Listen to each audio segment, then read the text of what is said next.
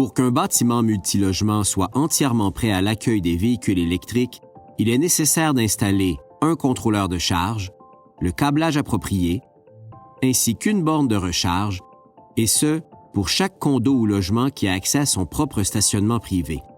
Il est toutefois possible de procéder à ces travaux en plusieurs étapes. Voici les 3 scénarios possibles. Prêt à alimenter. Afin de réduire le coût initial des travaux, il est possible de ne prévoir que l'alimentation électrique des bornes de recharge.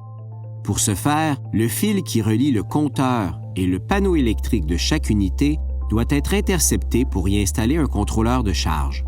Afin de minimiser l'espace nécessaire et que les boîtiers soient disposés de façon harmonieuse, il est préférable de faire l'installation pour l'ensemble des condos ou des logements au même moment. Il existe aussi certains contrôleurs de charge qui sont modulaires. On peut se procurer un boîtier de répartition exclusif à moindre coût sans la composante électronique qui permet l'alimentation électrique dédiée à la borne de recharge.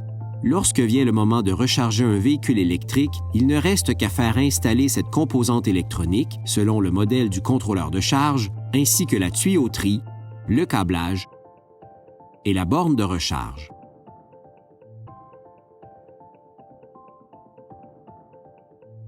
Prêt à raccorder. En plus des contrôleurs de charge ou des boîtiers de répartition exclusifs, il est également possible de prévoir au même moment la tuyauterie ou les chemins de câbles jusqu'au stationnement. Lorsque vient le moment de recharger un véhicule électrique, il ne reste qu'à faire installer la composante électronique selon le modèle du contrôleur de charge, ainsi que le câblage et la borne de recharge.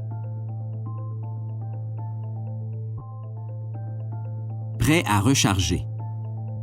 Lorsque des véhicules électriques sont déjà présents dans l'immeuble ou si l'on désire faire l'ensemble des travaux d'un seul coup, il est possible de faire installer des contrôleurs de charge complets, en plus de la tuyauterie ou des chemins de câbles, afin de raccorder et d'alimenter au même moment les bornes de recharge qui sont installées. De cette façon, la recharge des véhicules électriques est possible dès la fin des travaux.